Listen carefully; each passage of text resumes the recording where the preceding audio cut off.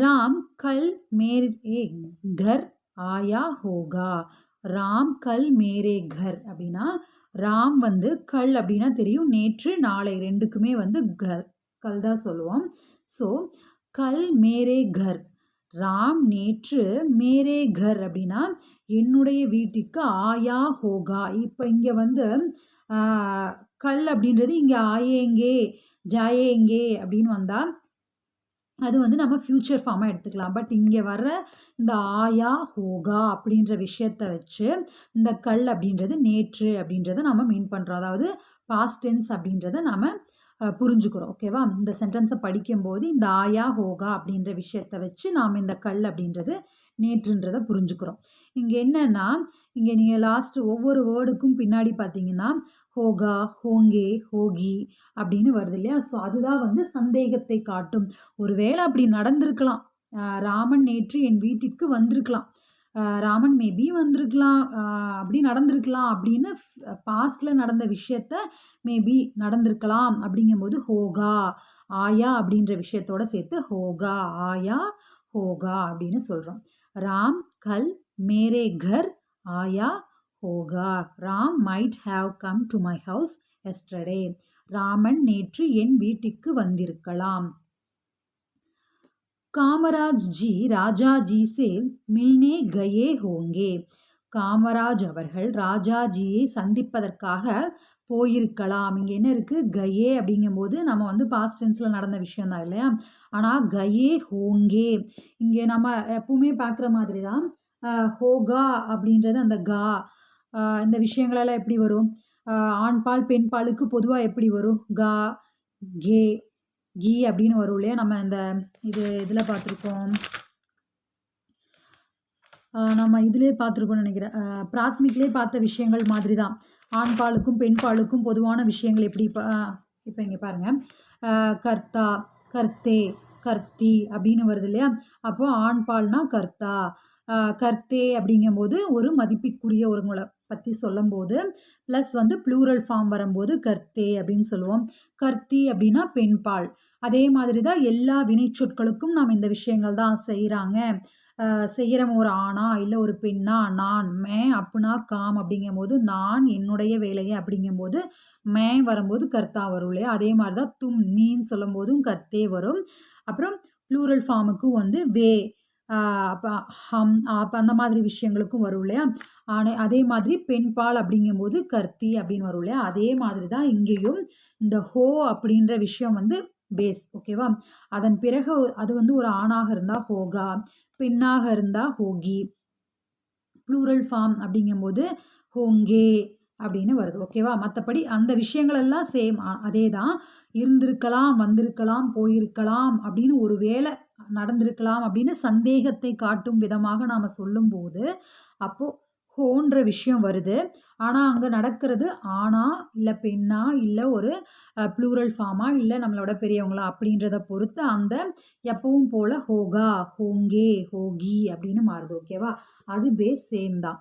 இந்த ஹோகான்ற விஷயத்தை மட்டும் நம்ம கற்றுக்கொள்கிறோம்.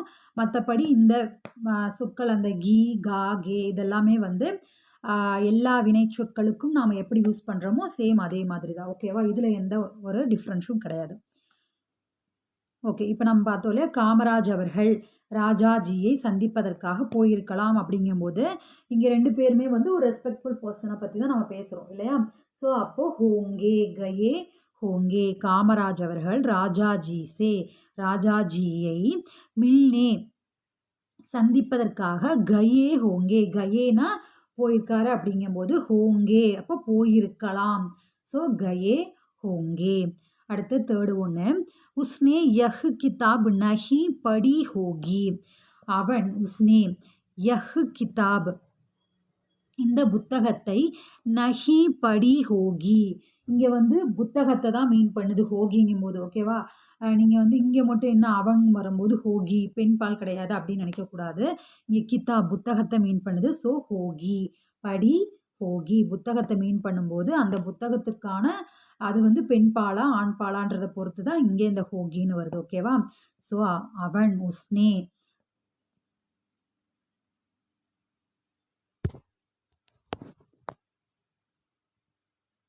யஹ் கிதாப் இந்த புத்தகத்தை படித்திருக்க மாட்டான். அடுத்து உஸ்னே ஆசாத் சாஹபுக்கோ கத் லிக்கா ஹோகா அவன் ஆஜாத் அவர்களுக்கு கடிதம் எழுதியிருப்பான். He might have written a letter to Azad Sahab. அப்போது அவன் உஸ்னே ஆசாத் ஆசாத் சாஹப் அப்படிங்கும்போது அவர்களுக்கு ஆசாத் அவர்களுக்கு கத்து லிக்கா ஹோகா கடிதம் எழுதி இருப்பான். அப்போ இங்கேயும் அதே மாதிரி தான் எந்த விஷயத்தை நாம் பொறுத்து எழுதுகிறோம் அப்படிங்கும்போது உஸ்னே அப்படின்னு வரும்போது அப்போது இங்கே இருக்கக்கூடிய அந்த பொருட்களை மீன் பண்ணி நாம் அந்த விஷயங்களை சொல்கிறோம். ஓகேவா? ஸோ அப்போது அந்த பொருள் என்னவோ அதை ஆப்ஜெக்ட் பேஸ் பண்ணி எழுதுகிறோம். उन्होंने लड़ाई में बहुत मदद दी होगी. They might have rendered great help in the war.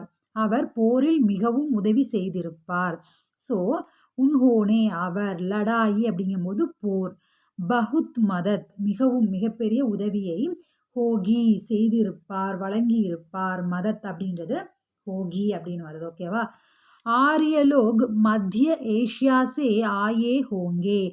They Aryans might have come from Central Asia. ஆரியர்கள் ஆரியலோக் மத்திய ஏஷியா மத்திய ஏஷியாவிலிருந்து, மத்திய ஏஷியா சே அங்கிருந்து, ஸோ மத்திய ஏஷியா சே ஆயே ஹோங்கே வந்திருக்கலாம். வர்றது அப்படிங்கும்போது ஆயே வந்திருக்கலாம் அப்படின்னா அந்த பாஸ்ட் டென்ஸுக்கு ஆயே, வந்திருக்கலாம் அப்படிங்கும்போது அந்த ப்ளூரல் ஃபார்முக்காக ஹோங்கே வந்து இருக்கலாம்.